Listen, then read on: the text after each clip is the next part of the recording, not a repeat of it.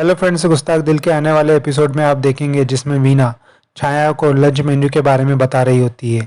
छाया भी कहने लगती है शीला दीदी के जाने के बाद हमने ही सारे घर का काम संभाला। शीला दीदी तो सब्जी और मक्खन को हमको हाथ ही नहीं लगाने देती थी।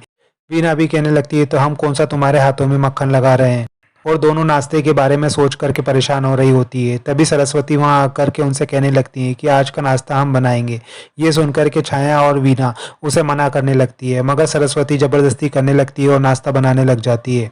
उसके बाद में ऋषि और इंदर सरस्वती के हाथ का बना हुआ नाश्ता करने लगते हैं। ऋषि बीना को चिल्लाने लगता है और कहता है इतना तीखा नाश्ता क्यों बनाया। सरस्वती कहती है आप इन्हें कुछ मत कहिए, आज का नाश्ता हमने बनाया है और हमें नहीं पता था कि आप मिर्ची कम खाते हैं। कहती है हम आपके लिए कुछ और बना कर खिलाते हैं। ऋषि कहने लग नहीं काकी आप रहने दीजिए, नाश्ता जरूर तीखा है लेकिन बहुत टेस्टी है। इंदर भी कहने लगता है सच में इतना टेस्टी खाना बना हुआ है, आज मैं कितने वर्षों के बाद ऐसा नाश्ता कर रहा हूँ।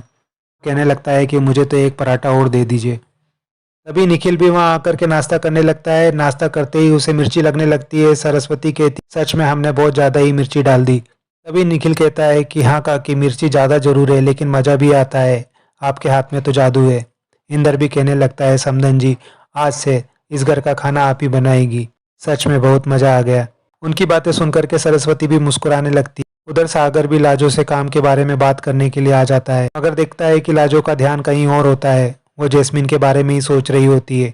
सागर लाजो से कहने लगता है मैं समझ सकता हूँ लाजो, इस वक्त काम करना आसान नहीं होगा, हमें अपने पर्सनल प्रॉब्लम्स को भुला करके आगे बढ़ना पड़ेगा।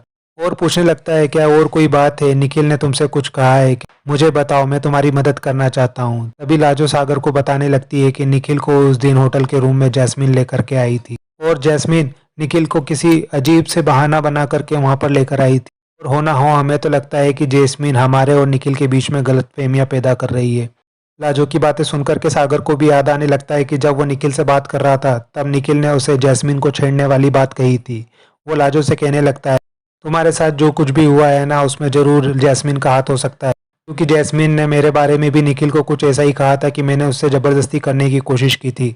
और लाजो को बताने लगता है कि जैस्मिन किस तरह से उससे मिली थी और उसके जाने के तुरंत बाद उसने निखिल को वहां पर बुला लिया था और निखिल को बताया था कि मैंने उसके साथ जबरदस्ती करने की कोशिश की।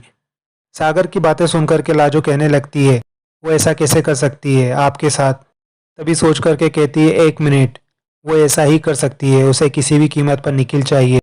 और सागर को बताने लगती है कि अब मुझे समझ में आ गया है कि निखिल भी इस तरह की बातें क्यों कर रहे हैं।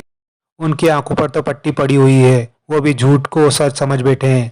सागर भी लाजो की बातों को सुन करके कहता है निखिल की इसमें कोई गलती नहीं है, अगर किसी लड़की ने किसी पर आरोप लगाया हो तो पहली सिंपैथी तो लड़की की तरफ ही जाती है ना। और निखिल का भी जैस्मीन पर भरोसा होना नॉर्मल है। और अब मुझे पूरा यकीन हो चुका है कि वो तुम दोनों के बीच में भी गलतफहमियां पैदा करने की कोशिश कर रही है। सागर की बातें सुनकर के लाजो कहती नहीं, हम ऐसा नहीं होने देंगे, हम जैस्मिन को या उसके इरादों में कामयाब नहीं होने देंगे। एपिसोड यहीं खत्म होता है। आगे की अपडेट के लिए हमारे चैनल के साथ जुड़े रहें और चैनल को सब्सक्राइब और लाइक करना ना भूलें। Thank you.